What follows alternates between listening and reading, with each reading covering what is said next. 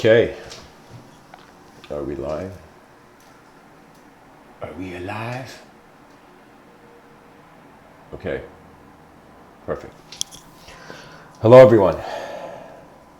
Hello, dear human species. Today's episode is titled Multidimensional Ambitions of Future Generations. I find that the purpose of the non-physical will eventually be non-physical awareness leads you to physical action leads you towards non-physical awareness. I firmly entertain this notion simply because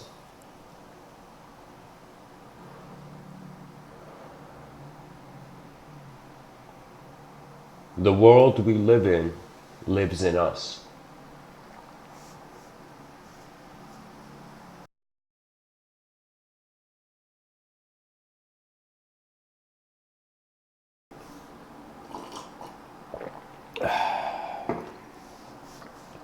What do I mean by that?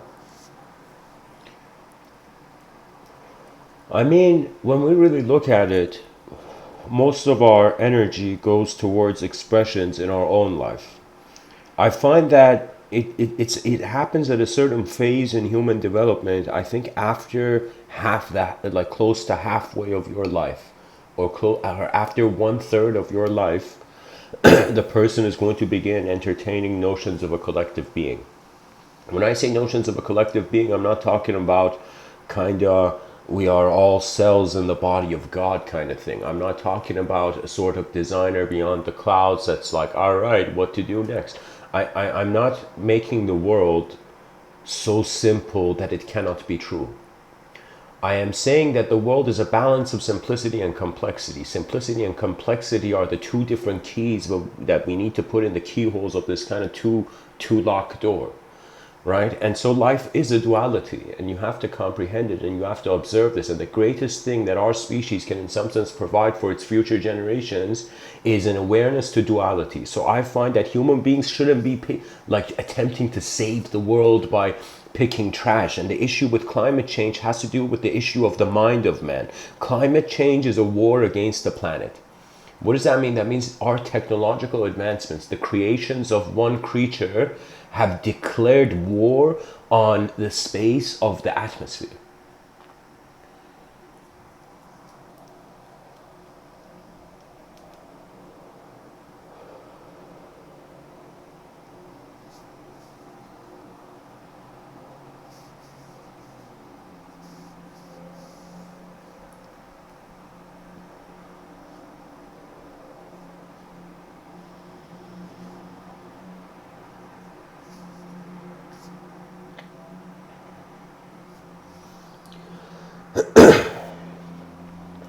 I personally found that imagine we human beings did not have time to live for ourselves. My mind is playful sometimes. I visualize potentials. What that means is my mind tries to create parallel realities of the world. And it's natural, everybody's mind does it. Your subconscious is actually, you haven't paid attention. Subconscious is something that if you put it under the magnifying glass of your conscious attention, you will soon realize it is worlds hidden behind the words that dictate your life. That is the subconscious. It is imagery from other moments of life influencing the current moment of life. That is the subconscious. And so the unconscious is kind of like the grand finale of consciousness. It's like, yo, where's consciousness going, man? And people are like, consciousness? Oh, consciousness. It's going to the unconscious. It's kind of like how Carl Jung said, it is unless you make the unconscious conscious, it will dictate your life and you will call it fate. Unless you put an attention upon things that you have never put an attention on before, you will not see the new. Novelty commands the innovation and the exploration of new dimensions. What that means is you're not in this life just to build yourself up to the moral or sophisticated structure of what you are known. The unknown is as influential to you as the known. And when you realize this, you realize knowledge can be learned in two ways. One is the grabbing of knowledge. The other is letting go. Sometimes you know something. There's been many moments in my life where I was certain. Literally, my mind was like 100% sure, you know? If my mind was a company, it's as if all its employees were like, it's the right decision, go ahead. And so I did, and I realized it wasn't. I realized that my mind had played a game with the world that I wasn't aware of. And that is the egoic nature, the egoic construct. You see, I tend to, I'll be honest, I'll tell you this. I had this, there was a time in my life where I studied mechanical engineering. And I was inspired by reverse engineering more than engineering something new. I was very inspired by how to take something apart and to see what it was made from. And I kind of realized this technological approach, it is very prevalent in the minds of some of our physicists. That means I looked at physicists, a theoretical physicist, the theoretical physicist that goes to work every day, works hard trying to figure out the actual, you know, certain scientific explanations of reality. And I kind of looked at my, like from the corner of my heart's eye, I kind of looked at that physicist, theoretical physicist, and I was like, how deep does this man think his contribution is? And I realized whatever scientific finding we get, we are bringing it to a tribe that in some sense entertains the known and the unknown. That means the world cannot become a secular place. That is the death of imagination. The world cannot just become a purely religious, abstract place. That is also the death of reality. If reality dies, imagination dies with it. You know? What that means is it doesn't matter what you're dreaming. If your physical body becomes purely inactive, your mind will let go. You know, of course, I've dabbled with this thought many times based on my own personal experiences that sometimes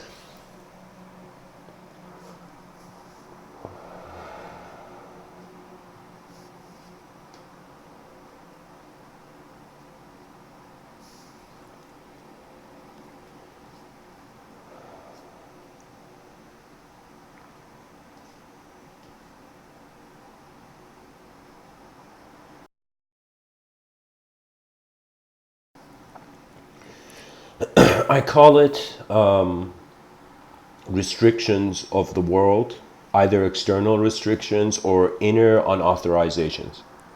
That means right now as I'm speaking to you, the only reason these words are stepping out of my mouth is because there's an authorization for them. Literally, my emotional intelligence feels that it has in some sort seen the validity of certain conceptual realities.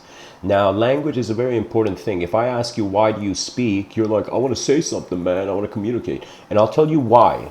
And you'll see what the reason people want to communicate is because we are creatures that don't want to be alone. And when we see something that we feel others can see, or when we see something that we feel others are not seeing, we bring it back to the tribe. So I want you to understand that in our evolution, when tribal dynamics began, when we suddenly went into a tribal mindset as various kind of solo creatures on this journey of life,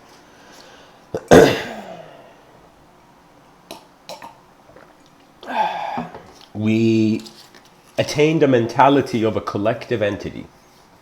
That means it's like, I wish I was there, but it's impossible. You know, if I had a time machine, I would go and study we're here for a little while. Why is this cosmos so cruel? It opens our eyes in a world filled with infinity, but at the same time, we are creatures that are going towards emptiness. Why is the world so cruel? Why does it open our eyes and close it?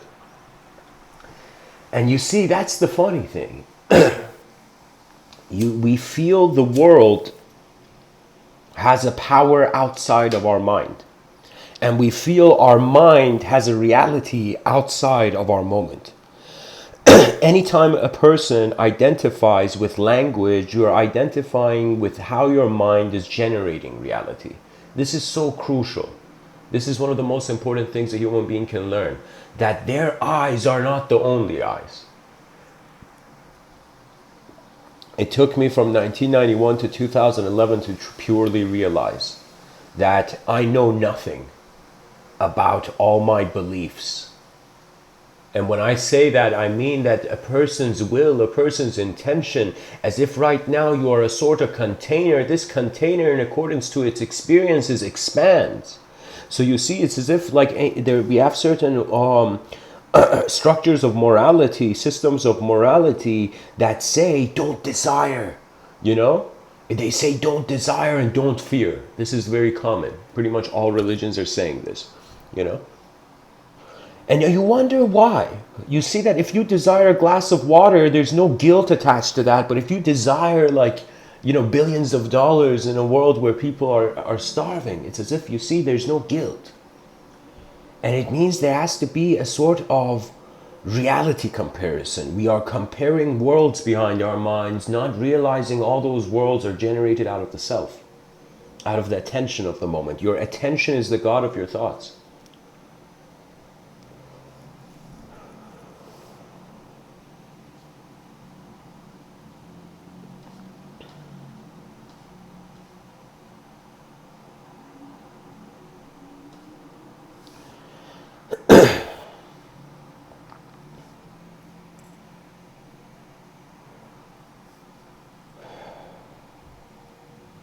I find that a person cannot truly be a king of their moment, not like go be a king.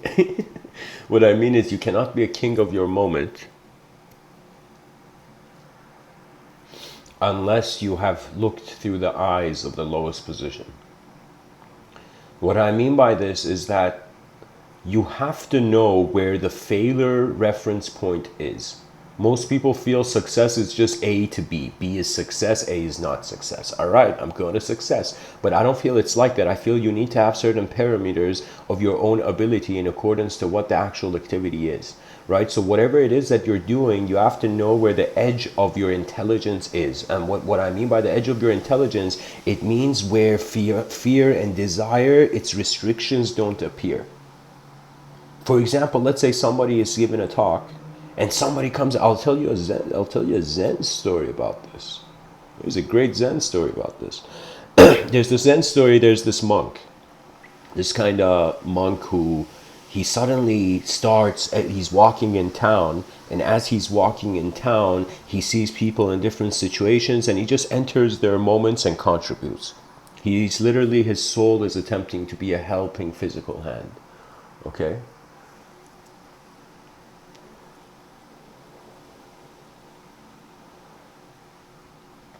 And of course, this is too soon to share in these Mr.Within talks, but to be honest, what we think is the game of humans is actually the game of collective fields.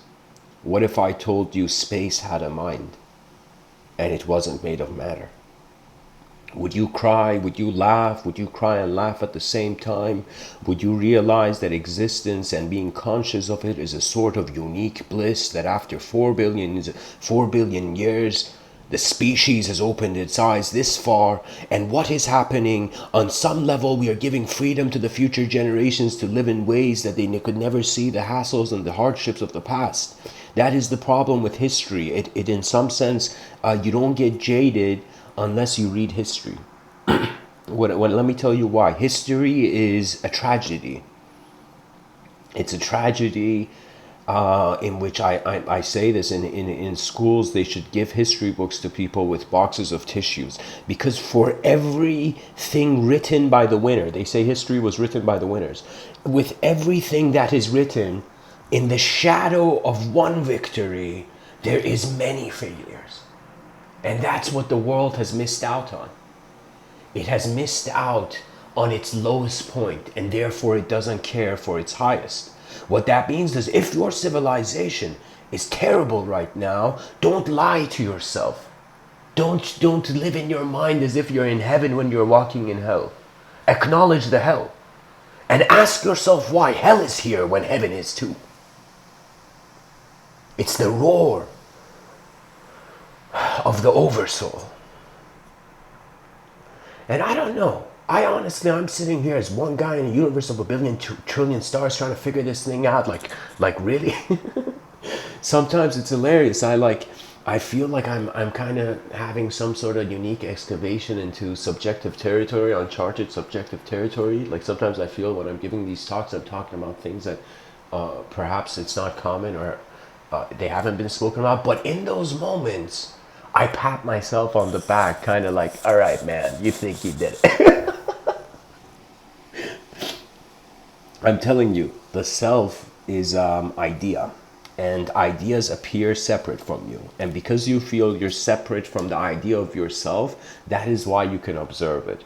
Which on some level strangely implies that from the moment of your birth, you have not been the body and you have not been the thoughts of the body. Because the body changes and the thoughts of the body change. But the awareness to change seems to be the closest thing towards an eternal vision. And so this is what Mr. Within is saying to all those people in this world seeking some sort of spiritual unknown dimension behind the veils of material existence. Let me tell you where the next dimensions of mankind's greater evolution is. It is behind his eyes. It is behind his eyes. That's what I have noticed. That for how long do we want to play the same external games? For how long? I am telling you, something was missed. Something was missed by our species because it got distracted by its own technological toys. It missed nature's direction. As if imagine you had a private tutor. And this was your intuition and it was nature. It was the spirit of nature. And it's as if the person walks in the forest and suddenly, the spirit of nature commands him, walk that way, walk this way, walk that way. And in the middle of listening to the voices of the world, you remember your own voice. You remember a truth that no other person's eyes needed to validate. It doesn't mean it is actual. It doesn't mean it is experiential. We have subjective truths and we have objective truths. Subjective truths subjective truths have in some sense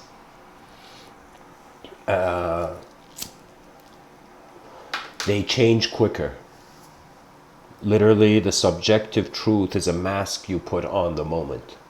Right now, if I tell you my truth is we're all consciousness, that's a mask. I have dared put a mask on the face of the moment.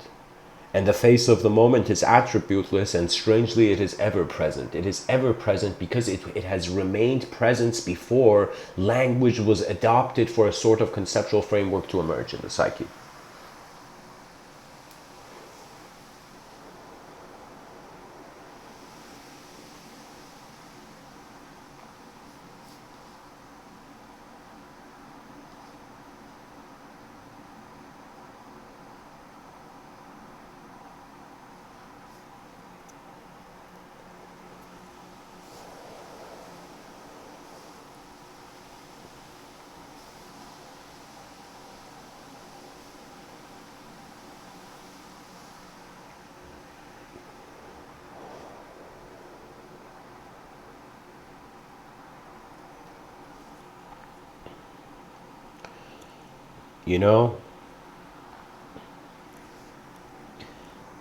We have to some degree, think of the multidimensional ambitions that future generations will uphold. Me personally, I'm looking at myself as an example, right? So I in some sense was born on this planet, opened my eyes, went through various programs, climbed various mountains, managed to somehow through a sophisticated attempt, structure it. So we say a lot of people respect Carl Jung to being one of the people who in some sense made a map,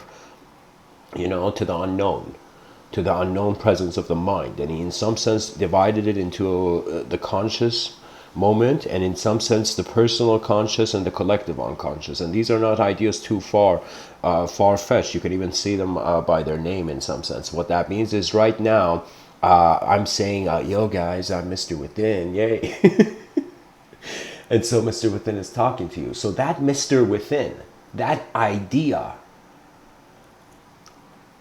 that sense of self. What if I told you emptiness was here first and we're all dancing? We're all hovering in space. On some level, the question of what does life mean, what is life's purpose, eventually it will make you reverse engineer to how language came into tangible meaning. And you'll eventually see we have opened a world upon a world. Literally, like how you put your blanket over your bed, like in the morning you fix your bed. Similarly, we are putting the linguistic realm upon an objective phenomena. We're putting that blanket on the sheet of this world.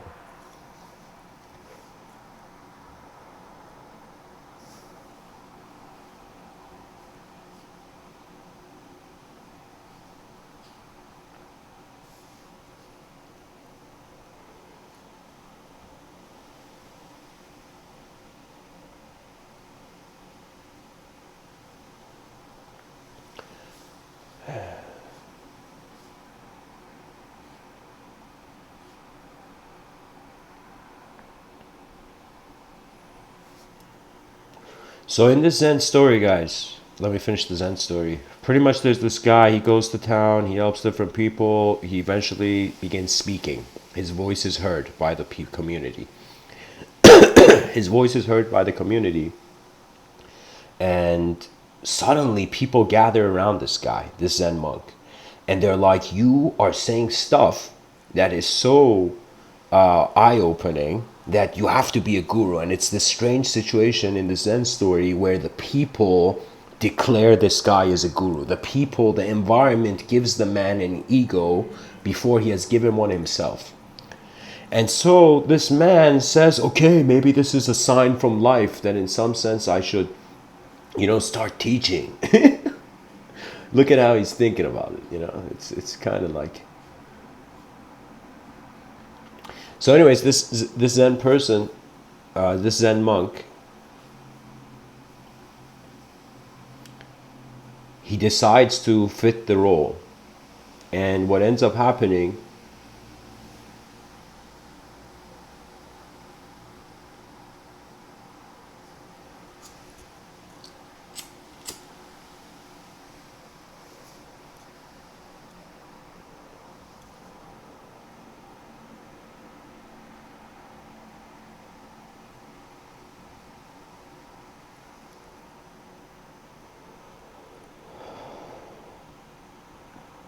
pretty much he's on this pedestal. People in the town treat him as this guru, and eventually one person comes and asks a question that starts with why. Like, why does this happen, or why does this occur?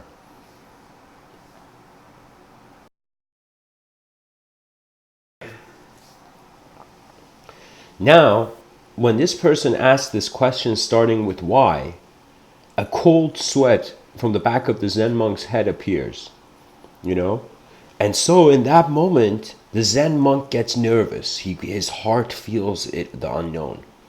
And the Zen monk immediately takes off his role and says to the people, I am no longer your teacher and I'm leaving. And he leaves the town. He leaves the town, and 2 years later he comes back with a different glow in his eyes. Okay? So the implication of the story is knowing when your knowledge ends and what to do with it.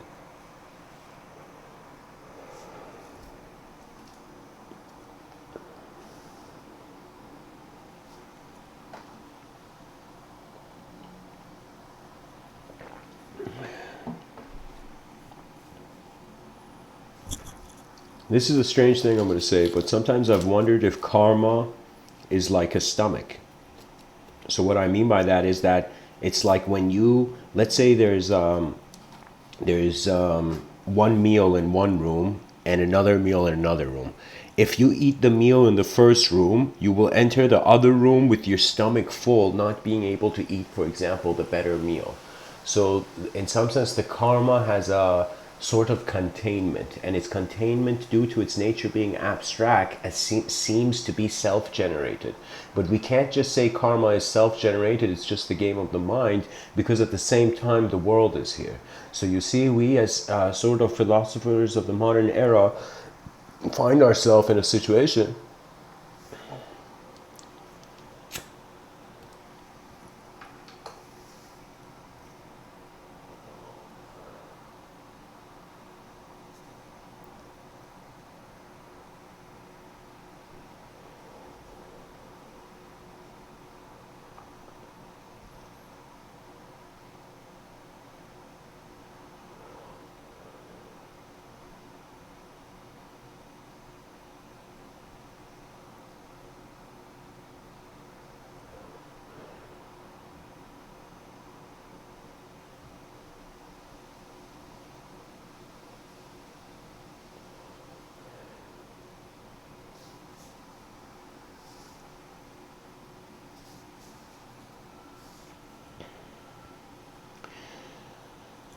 Either we're studying how the external leads to the internal or the internal leads to the external.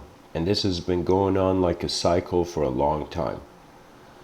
You know, something that all psychologists and philosophers and anybody who's in the in the realm of education will soon understand is that there's a limit. There's a limit to how much language can capture reality, and eventually we will find that our educational systems are based on an incomplete language. When we realize it's based on an incomplete language, it does not mean we must avoid it. This is the responsibility of the human mind. You see, you have a responsibility of the human body, protect your design. But you also have a responsibility of the human mind, which is protect the freedom that allows design. And so to protect the freedom that allows design means a reversion back to the authentic state. The authentic state is a state prior to you being sold on designs of reality. You know, in some sense you have to study how your attention is designing the moment, sculpting it into motion. It's kind of like how Michelangelo said, I saw the angel in the stone and I set it free. This great sculptor said that. So what he means is he saw a vision and then he acted and it came about. And so similarly, a lot of people in this world are like, okay, what do I do? What do I do? And it's kind of like you got to see a vision and then you got to act, and then it either happens or not, and then you're directed from each moment. So it's like rather than you having a plan for what your whole lifetime should be, you realize life is something to be lived, and in the best place to live it is in some sense the moment that is present, not in some abstraction of the past or abstraction of the future with a desire that the world has to listen to the inner reality of the person. It is impossible. The world, if you're blessed, you will life will send you companions.